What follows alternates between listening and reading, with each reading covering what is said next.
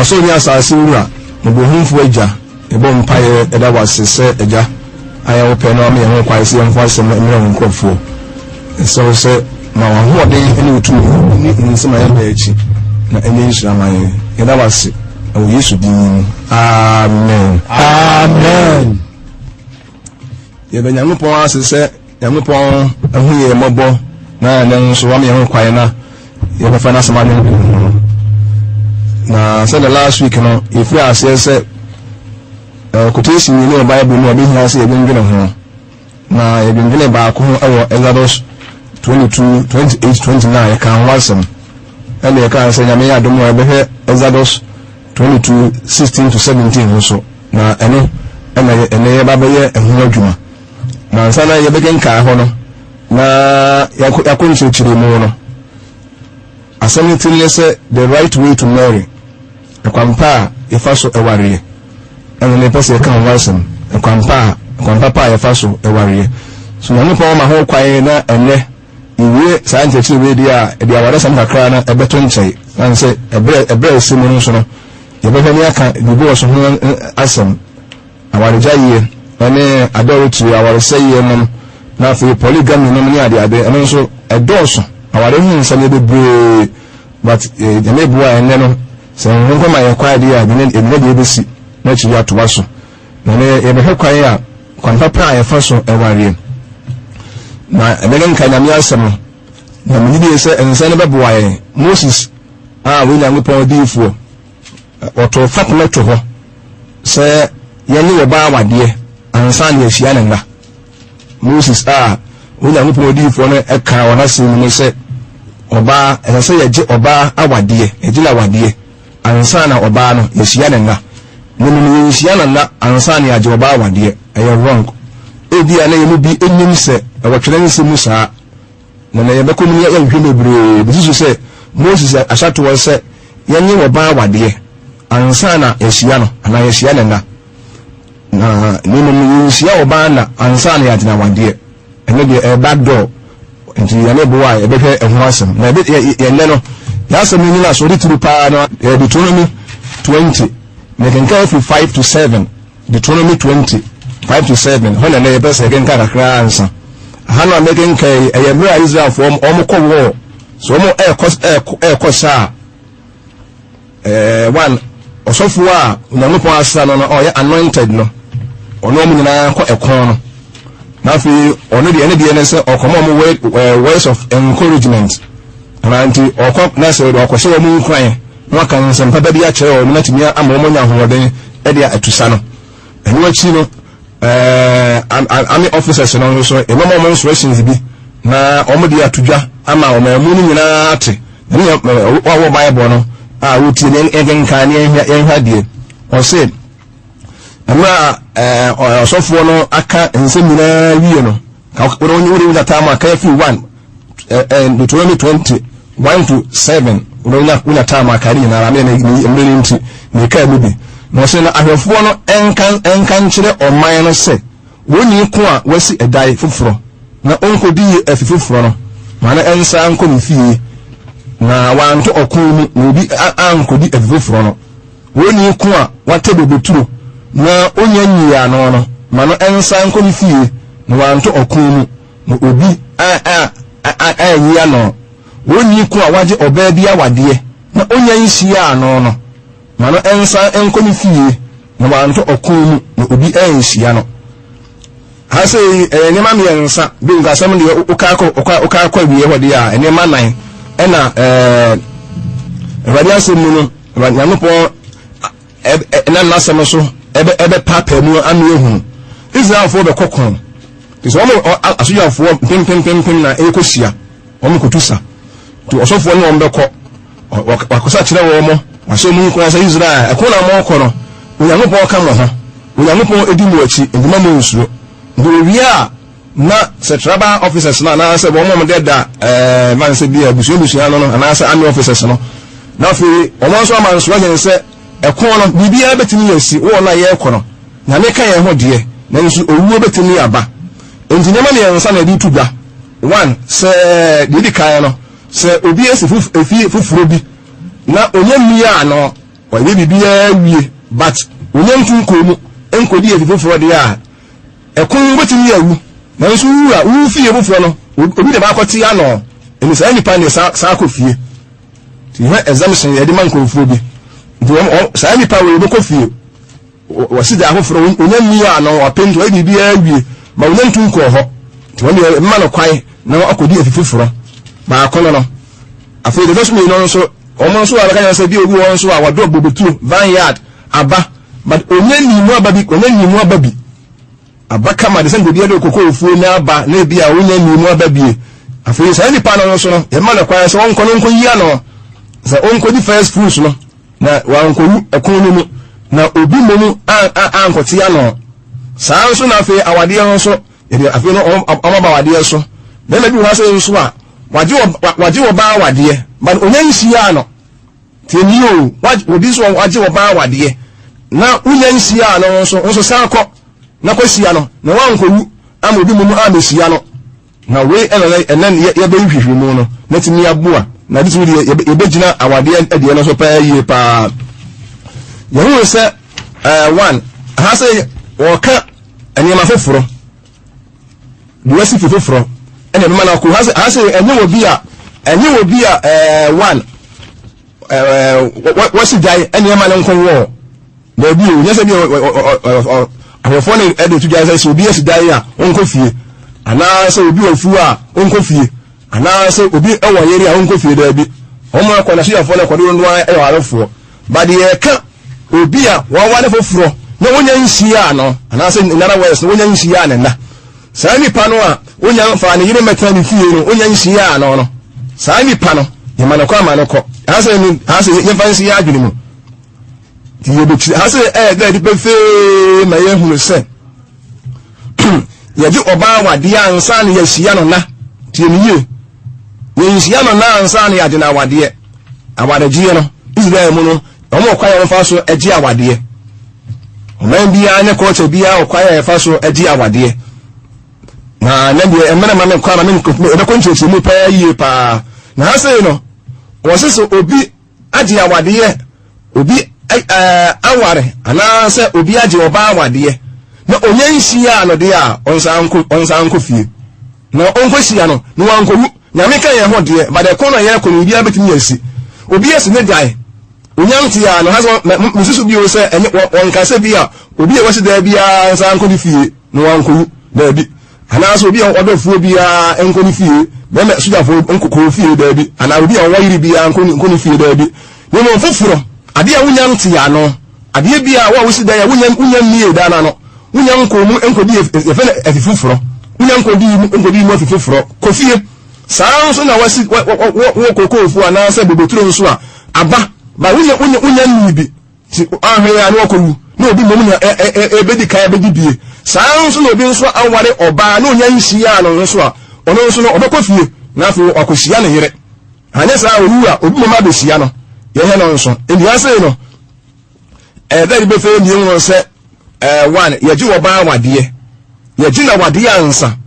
na ye hia no ana se ye hia na ansa na ko ni fie ye dia ko ni fie na na ko to ye mpaso ye he no nso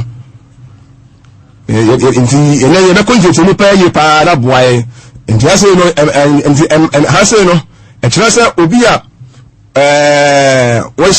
waji oba awade na onya nhia ano no one onya ji oba awade de nya se e kira se wafa kwa papa so e kira se wadi huni wadi maraso woni mu nya mo bisu ya na rukomu no because oba no waji na awade ansa na wo be hia no sanu so ndi abusua no wadi maraso yenhia wo ba no ansa yenhia wo ba no ansa na ya jina wade da bi ene ye futi kwai awade mu ye futi kwai ho a me beba so e da so de ne de aka no asa die obagina wade ansa na wahia no ye he no nso wo so ogina wade na ofe won sa anko ni fie na enye se bia de wato dai sa ko fie ana sa de obi a evanse bia waya fuo kofie ana obi o woye de kofie da bi ana wu obedi aja pade da bi ene de ne a oba ma wu a oba wu a oyere obetinya wa no ene na o asase so ana wa ye fuo mana baka ma so a wu a obedi wa ade saa so na wo fie so wo obedi wa ade nemu ye kasa wonti ano wa ware wo ba wonti ano wa ware bem wa ware wo ba wunya nti ano ti se wa ko fie ko hu obusunya waje na wade nemu sa wade enye complete na ye wode no ma wade ye complete na me boa ebusu a yesu ya ho asemi ni asuja fo mpem ko abehia wo nyina no obia de afo de atudwa anya se bia wo besi da esa ko fie anya se bia wo be yafu sa ko fie ana obi a wo be wade esa ko fie da bi ni mo obi a waje awade a wako fie mabusuanfo age watumu na wo mo hu se wo be fie ase ni age watumu no ni mo enya complete no ko na awade no enya complete fane afi wo be no akofi ni dia fo mpem ko a wo ma be hia ho a wo ma fa kwampa so no wo nyina ne de they will be exempted from the war the military officers no ebo se mo hu dawuro ena obi ate ntia se enya dia enya ni wisem obi a omo a age awade a omunya enya complete na omunya nsia ma na se omunya nya ehwo asema ni nsie no obekofie na fe wakoye na fe bibia abana wi odo oba no ba fie na fe na beto wa won paso na fe di awade no ay complete yes asase ombeka asam no sa ma na konkofo bi no asum amobi en wose yehia ye awade ansa na yehia oba no ye awade ntia ebesa akwa ye bo ho dawuro ni ye bo ho dawuro no na e konkofo asum na e kwaso yafo na asum do bi en so oba de agina awade ansa na yehia no oba de agina awade ansa na yehia no oba de agina awade ansa na yehia no yehia no ansa na ya agina awade eye mfomoso ye na nso pa ye pa na ase ana de ntia omodi awade no ana bi bi a abotre kakra bi bam omkofie na omkwaje awade no wi a ya na abotre kakra bi bam omo ebu ha ebeye complete ya bi omkini to pono akofie oba no onna kasa danse fu mu a kyeresa semasi obefie ase ye ebeye nama no but net one so ana ebu omodi oba no ekofie anase omo vance de oba no kofie eno so ebele be man kamatete no pa yi pa mamra ho do ana ejufo no kura na ebu ha ommesia omotopono abusuafo no beba na afi namfo no abeba betenase ne tutu omfo na obompa yagu so na afo do ba na kofie na afo ba no afo die wakohu no ho na afo die awade no adimu awade na aye complete na ne buwa asana oka na ne ansem no a Judges Quran Judges chapter 14 10 ho a idi adanse Judges chapter 14 10 ena so kan wokotezi no bre ya fa ho pa a edo so pa yi pa edo emrante ne ta to pono di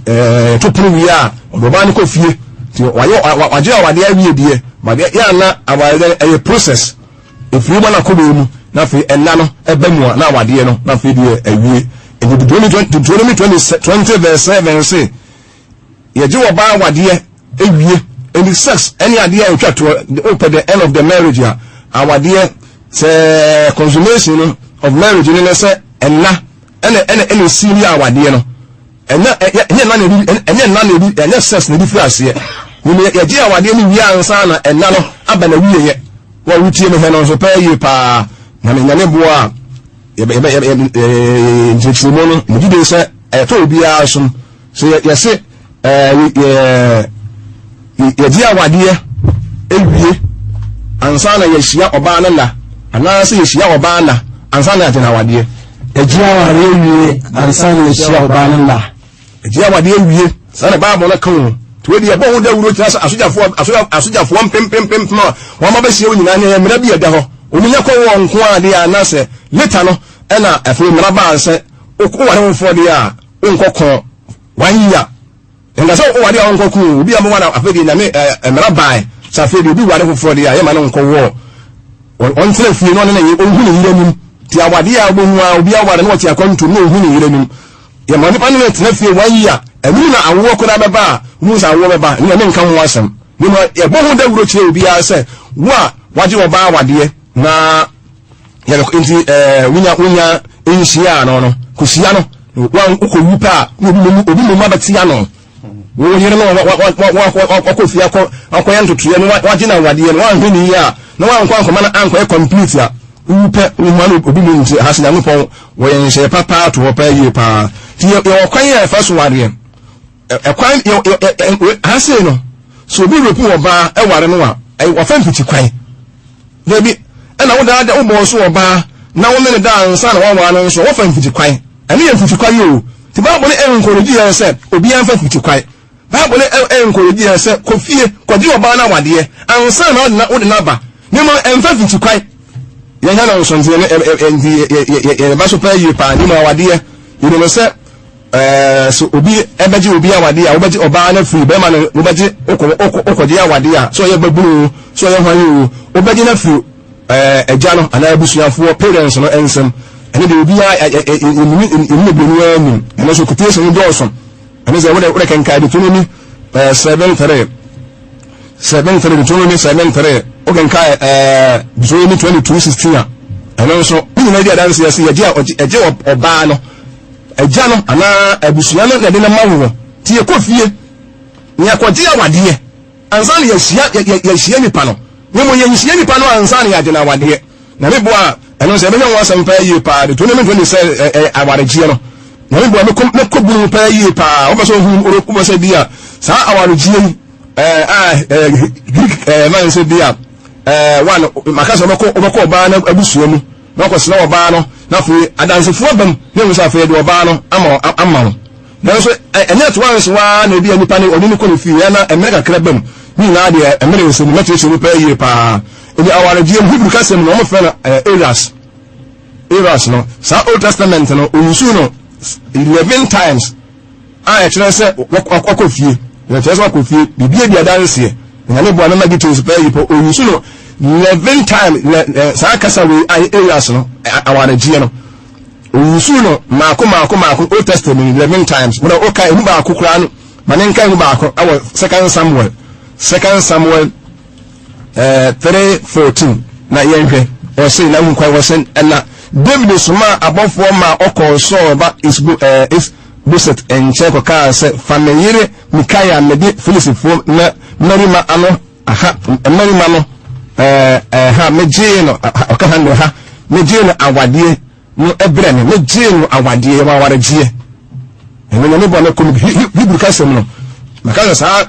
kanyame ka bele be mo nka metre mu wes ni na mako dia etre na so ene dia hia me pa message nyina ni tumu ni ati ase ne se ye ji oba awade ansa ye ko fi ansa ne yesia no fasi wadwunu mu na se ye ko fi ansa ne ya de ni oba na sia ye ko fi ansa ne ko fi baby ene na se enfiti kwan ena ye beba so no David wo ko fi na ye hwen di hono se ekwan papa Mose atwa ade ato wonye oba no obegina wade na hase ye hwen ye be oba be na Bible no kana nwasam ase oba be na Bible no kana nwasam hase die oba no a me ka Deuteronomy 27 mo so obi agye oba bi awade a oba ben ene hase ne die ma ho do be senan na ne boa me boso akra obetimi oba ne betimi ya virgin waje virgin awa virgin timi dine wade oba be ma bia na ada obebum ena ye wodi fa woman oba nso a be ma bi na da pen obi ehu no ana mpo obi ka no obi kura awie pono ana se wanwa no o suje ni wonu se timi dine wade ma ne yie nanso okọ wade no omo abusuafo memo hu se oba na aba wa no wonye virgin no man ka se bia no kwada no wanka okọ se wonye virgin wodi na ba ye ka chine wansa ti ebe mo hu se aba ye obi na da pen nanso ya mpele so ye no ye no so di obi na da pen no ka ho atu ena obi nso a divorce woman oba ni kunu nso agya no ni ama na bonu gyaye nwoma no ono so wo kwan so bitimi gina wade ntimi ko fie ko gina wade ma ne yie ena the last one so oba kunafo oba bi ani kuna wuo bia nso no so ni kunu nko ade obitimi ko gina wade ma ne yie ena obi so mo se be ma bia waje oba bia wade ha nga so waje oba gina wade o waje oba bi je sane ha de wade ekoba ma nyina ti ema ya ji wo mo wade eminya se bia Bible mu no e wo se wade virgin nko a o ni mo obi wara awade wo for de a wade virgin yes enen de nyesa bia enyame mera washa to was chinchina na no so pa yi pa na ye kwanchichiri mu na afa ni ye behwe yen hwe misleading quotation no ewo Exodus 22:16 na mengen kai misleading quotation no say obi ko daga baba wa onye na wade ne da manoma etirade no onware no se naja empene no se odis naja empene so se odino ma onkari sikama se de oma emabunu etirade no meka Exodus 22:16-17 hase so no eya sampa yi pa wose obi ni ya no so wose so bi kodada ababa wa bia na onene da yenyo wose bi kodada ababa onene da wanka so bi kodada ababa wa bi no onene de da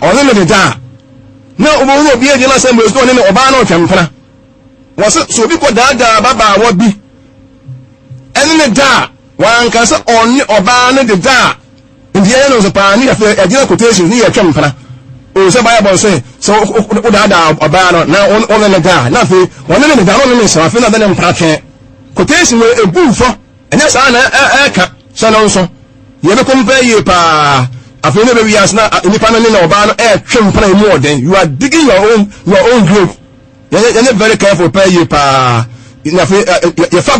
Bible ho ye bone oh na afi e be wi ase no yenim so ye be ware o yenim so ye be ware so mi se be wa na afi nipa no study SSS no ne twempena sa akosi university level we you see e be ware Bible no so wan ga so ne da no mo de da there be any very careful has a cry a virgin now breaking the virginity in the path and was all okona akwa no one de no so ye ba so na 50-50 say e bia papa ne be pene so no do ba na ma ana say bia won pene so ene de ene wan kasa so papa no am pene so obaye na se so ofa kwam bone so na wa ma ne ba wanya ni mu nya memfa ba ne ma wo right afi sa ni pano odi besu nyansa next time wo bafa kwa papa so okoni ya mfa oba na ama no aja ne wo right so pa wonfa ne ma wo wonfa na ma mo so bia wanka wo besu nyansa e bo ka se de nka wo ba ye oba ho ade ne beju se ska ne di ato na next time no wo be so ware oba bia wo bafa kwa papa so na fo oba no so ma ba ma ne dada no so no onya kwa na papa onya kwa na bone akwada papa ka chino se de ko mi peri ansa ko ma busu afo ansa de wonya ntetiye abasa be ma na kura be fere ne boso oba no wantie onti oba no so ma akwa ma ne da so oya kwada bone se akwada papa enya sa di hase ndi ya beji awade no ansa ndi oya ko so bi da baba won ne da sa ena ata no Hebrew for fe no poto na sa poto no meanings no a good point to be a negative, to persuade, to entice, to deceive, to seduce, to be gullible. Now according to BBB Hebrew lexicon me church no also use 28 times our Old Testament emu ba akona say wo kai ni ba akona Proverbs chapter 1 verse 10 was say me ba the boy for the Jew empene. My son, if sinners entice thee, consent thou not. So I want for the Jewa, and was a negative. The neighbor will never know say. And your grandpa, Moses, a catu, I was a first one here. You see our bar, your ban, and son is yellow. Okay, Obia and Fasa Aqua, so from my dear Ben 1 year. And Brother say, Quite no one in a one. And your grandpapa, yes, I pass it. Eno ba na ko wa da bi eye fiti kwai na so oba no o babun wa fon wadanda o boss oba no so ye kwara boni ntino won so wadi atum ade be na so wa nti ema no kwa na da bi obeko fi akoye oba no ho de na so ye na da o da oba no ene wa nko dina wade no ye ji oba wade ansa na ye hia no ena fe so obi repu oba repu ya boni baba bie no nyankopon so be man repu oba o repu ya boni repu obi o ya boni na so o ba no repu no wonya de bai o fa mfiti kwan so ene ya se kwana no ho ade na wa no na mo nyesa repu oba na kwan no ho ade nyankopon ka wo se mu da se oba repu no na bi repu ya boni wonya de bai ayi mfiti kwan no ho ade na wa no ene very careful na oba kizo mu di a Christianity mu no wotwe sa ne kwam boni e faso ni wotwem unya de no se oberupu obi a eya de mbone ye nka Bible no Matthew 15 19 yesu ba condemn o say na akomamu ana adwenbone awudisem ayerefasem adwamansam ayufisam ni onso bobone yamaso emi kristo mu ne de say ya ba wade yesu nche ya de a wo fa okune unya adwini besa me kofo so oba bi na me nada na me nada ay adwenbone yesu condemn was adwenbone nipa evil thoughts we ay adwenbone me hu oba bi na me ko boss no na me nada ay adwenbone kristo tia me hu oba bi me ko dina wade ay adwen papa me hu oba bi me hu oba bi me ko boss no me hu oba bi me ko repu no na yesu anim no was ay adwenbone the adwenbone the repu no yesu atwam amen unni kwaye se unya adwene se me ko tu bi mo na ay adwenbone na unya adwene se anything o be ma ne bebo oka emra mu no emra bie ni de ninka ye 022 ho no emra bie ni da se be ma ne ba fie wona busunya ba fie be hu oba no se obeji oba na wade na se papa na mpene so ebo ne ka se wa ba fie se wo beji oba wade se ya mpene so ye bo ka de mo ka no no oba na da no wa mpene so de ebo ka because wo guni ba ne hu fu wa ya de ama na ye ne ya nti obu opa wonye next time wo de besu nyansa na mo se wo ko fie se wo ko ye oba ho ade de a ni ya mpene so ye mo ka ye he no so ena fe kura no bible kura no wa say munya ni adwama mo abawo fro mu o ye hwe wo se dwane adwama wo se mefa adwama so aware dwane adwama mo wo se mefa so aware asambe ni ebiso fo mo me yie pa ye nka ye nka ye no a even say 1 Corinthians 6:18 eni ma kenka so bi twa to se munya ni adwama mo munya ni flee fornication asambe no wo se mefa so aware emfa so wo se mefa so Greek asem ya ka se Greek asa o de New Testament na jawo mo fa no ponia illicit sexual intercourse aga mo se onu obi a onware no beda obi a onware no oni ne beda wo se me oba no onware no se me ne dane mafa so aware New Testament ni dwane adwama mo dwane ade bia tetwe dwama ba bia no akrisofo abamofo ma aye di awade Yesu achi ni dwane wo se me me fa dwama mo so aware ni ko rupu oba na ma wa no ba bo so dwane sa de no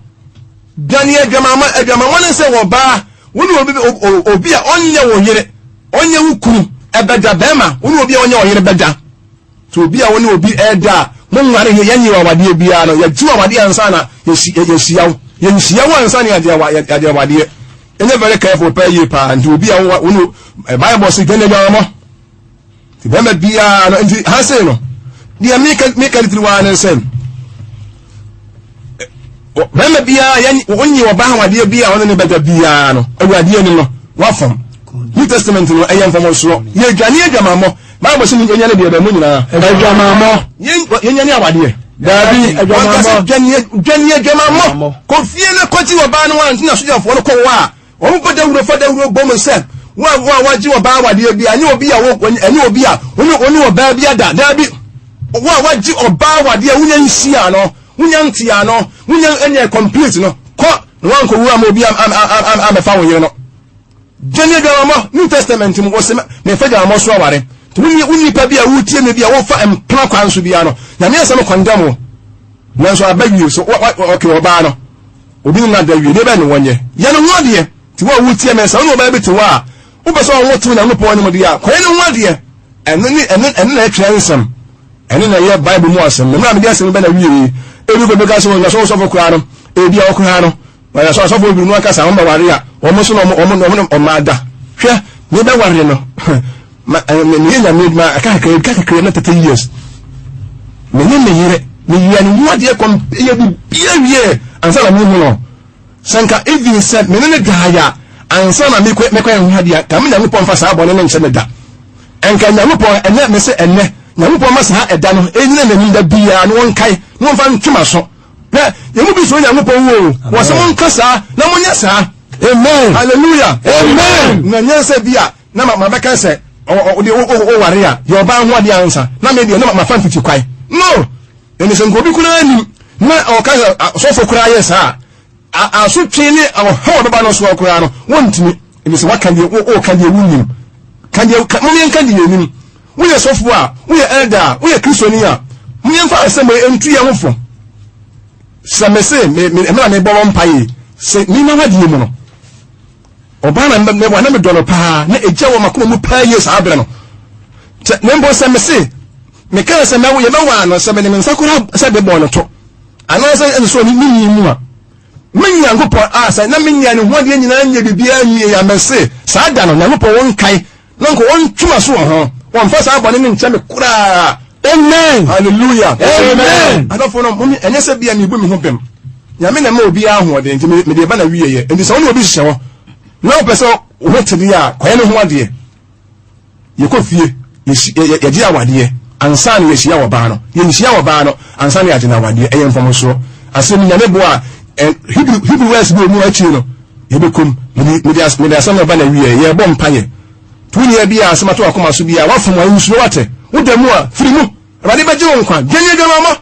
pornography no yifu yifu firi ho de films yifu firi ho books bia no o kan ka e ba se wadwe bia gai so nya ngo po yantwe yifu firi bo ne ho ye bom paye ye wura e di asda ma o won se mpa wa ka chiri o my Ghana e wo Yesu din mu